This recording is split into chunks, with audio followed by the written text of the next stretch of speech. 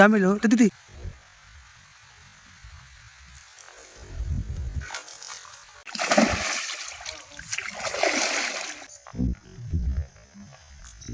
Hello bro, నమస్తే.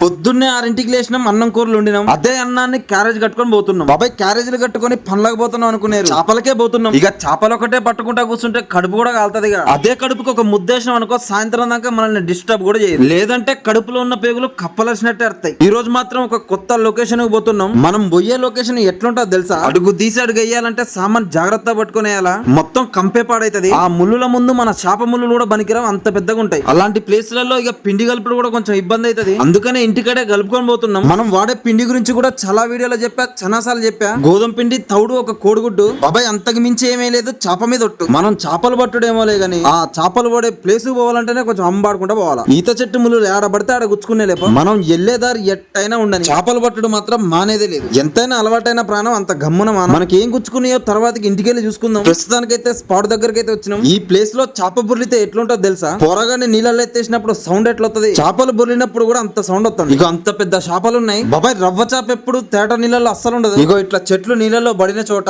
కంపల కింద, నాకు తెలిసి ఈ చేపలని కంపల కింద ఇల్లులు కట్టుకుని ఉంటానే అనుకుంటా, లేకపోతే ఏంది చెప్పు. అదే చేప ఓపెన్ ప్లేస్ లో ఉంటే మంచిగా గాలం వేసుకొని పట్టుకొని పోదుగా, మనకి ఇన్ని తిప్పలు ఉండేవి కాదు. మనం చేపలకు ఎప్పుడు వచ్చినా గానీ చేపకి చేయాల్సిన మర్యాదలు మంచిగా చేస్తాం. తౌడేసి దగ్గరికి పిలుస్తాం అంటున్నా. తౌడు ఎప్పుడైనా తడిపొడి కలుపుకొని వేయాలా? అట్లా కాదని పొడి తౌడే జల్లుతా అన్నాం అనుకో, తర్వాతకి నీ ముఖం మొత్తం మేకప్. గుర్తుపట్టడానికి 5 నిమిషాలు పడుతుంది.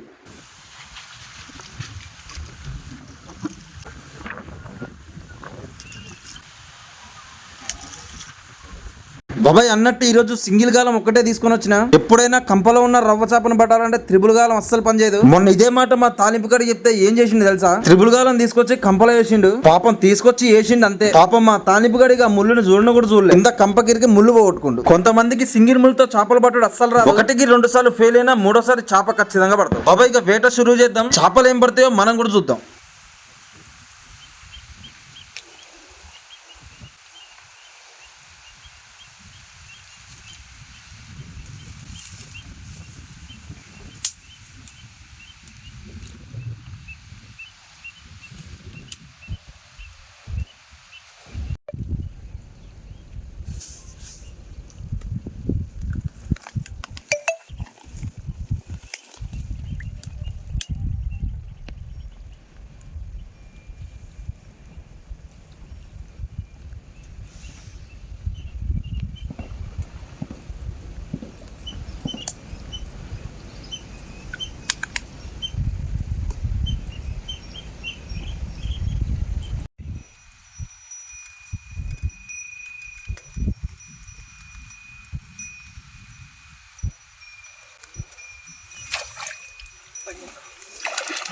డామేలో తిత్తి పెడితే సత్తిదా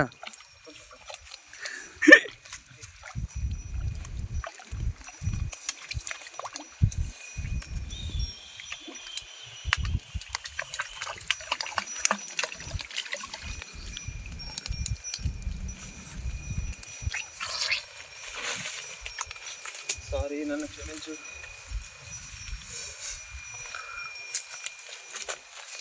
అవి దీన్ని హ్యాండిల్ నువ్వే చేయాలి, నేను హ్యాండిల్ చేయలేను. ఇట్లా దగ్గర నా ఫోన్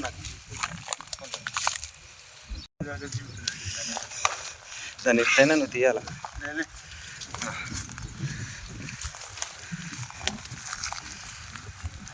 సారీ, నేను చేప అనుకున్నా. సారీ ఏమనుకోవద్దు. చేప అనుకున్నా బాబాయ్, నేను చేప అనుకుని కొట్టిన. పిండికి పడ్డది ఏందో మరి, దాని దరిద్రం అట్టుంది ఈరోజు.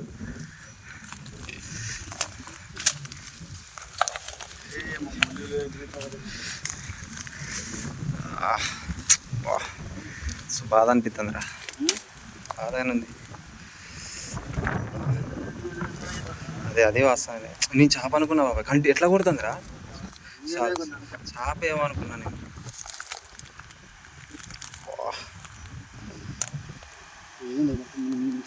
లేదా చివరే ఉంటుంది ముళ్ళు, నేను చూసా ముళ్ళు కనపడుతూనే ఉంది.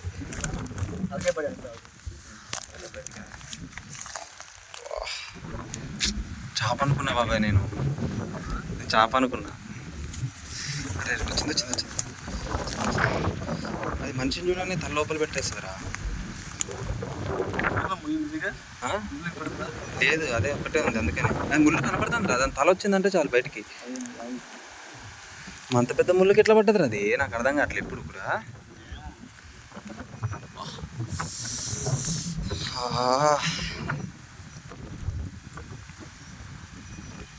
వచ్చిందిరా.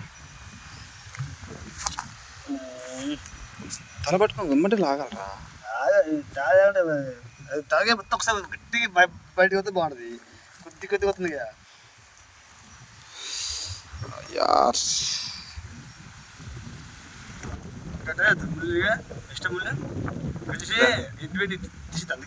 సరే తీ మరి, అక్కడ కజ్జే మరి, కత్తింది ఆ బ్యాగ్లోనే ఉంది. ముళ్ళు కనపడుతూనే ఉందిరా.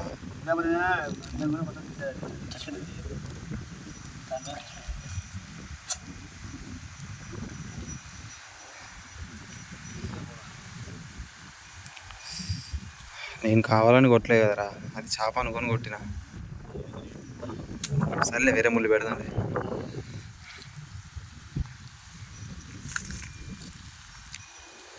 మరి పడ్డం కూడా అంత పెద్ద ముళ్ళుకు పడ్డదేరా అది. ఇప్పుడు చిన్న ముళ్ళు అంటే అనుకోవచ్చు, అంత సైజు ముళ్ళుకు పడ్డం అంటే మామూలు విషయం కాదు. రైట్, సారీ గాయ్స్, నేను కావాలని కొట్టలేదు, చేప అనుకుని కొట్టినా, తాంబేలు పడ్డది. అబ్బాయి ఫస్ట్ టైం అంత పెద్ద ముళ్ళుకి తాంబేలు పడ్డది. నేనైతే కావాలని కొట్టలే, మీరు కూడా చూసిరుగా బెండని ఎట్లా కొట్టిందో. నేను పెద్ద చేప పడింది అనుకున్నా, చూస్తే తాంబేలు పడ్డది. నాకైతే మస్తు బాధ అనిపించింది. దాన్ని ముళ్ళు పీకి నీళ్ళలో వదిలేద్దామంటే తల బయటికి పెట్టట్లే. దాన్ని ఇంటికి వెళ్ళాక ముళ్ళు బయటికి తీసి ఇంటికాడ ఉన్న బావిలో వదలాలా. ఈ రోజు దానికి ఇట్లా జరగాలని రాసిందే జరిగింది. పాపం దానికి ఏడగాలిందో, పిండి తిందామని వచ్చింది. నెక్స్ట్ మనకేం చేప పడుతుందో చూద్దాం.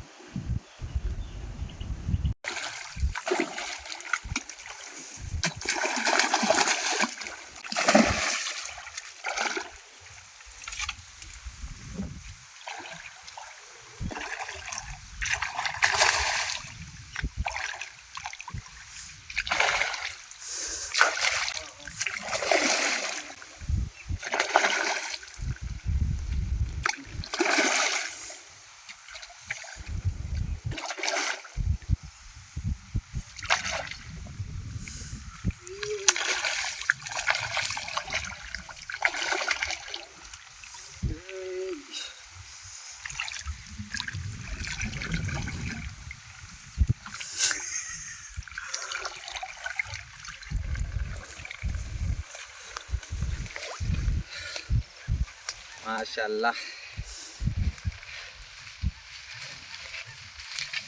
ఇంకా మిస్ అయ్యేది దీనికంటే పెద్దది. మాషాల్లా.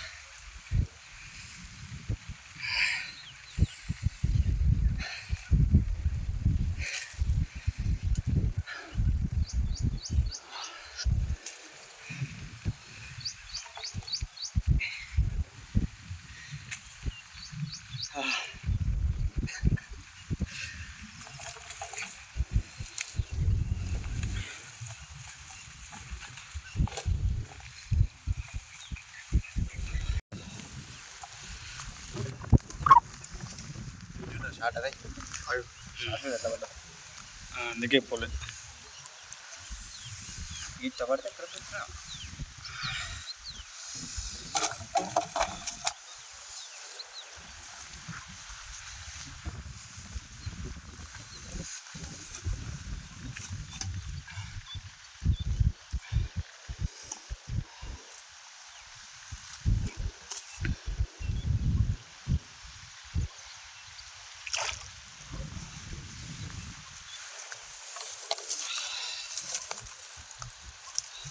బాబాయ్ కరెక్ట్ గా చేపని మనం కొట్టేటప్పుడే మావాడు చుచ్చుకు వేయండు. చేప కొట్టింది చూపిలేకపోయినా ఏమనుకోవద్దు. మనకి మొత్తం ఒక తాంబేలు ఒక చేప పడ్డది. టైం కూడా ఓవర్ అయిపోయింది. పట్ట చేపని తాంబేలుని మీకు కూడా చూపిస్తా.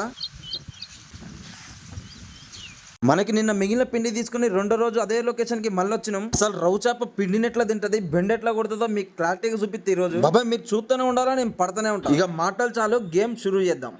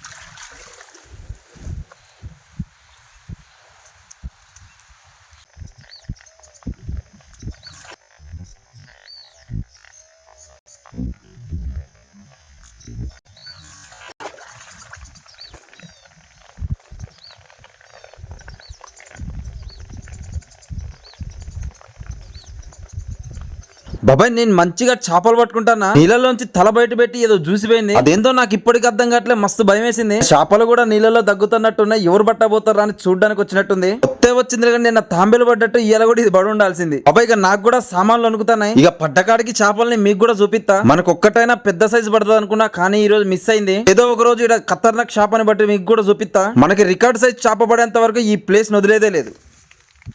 బాబాయ్ ఇక మనకి పడ్డ చేపలు ఇక ఈ 3 చేపలే. ఇక ఎయ్యో ఒక చేపలు కూర మందం అయితే పడ్డాయి. ఇక మన వీడియో నచ్చింది అనుకుంటానా? నచ్చితే లైక్ చిన్న కొట్టండి, గంటను గట్టి గుద్దండి. ఇంకో ఖతర్నాక్ వీడియోతో మళ్ళా కలుద్దాం. రైట్ మళ్ళా.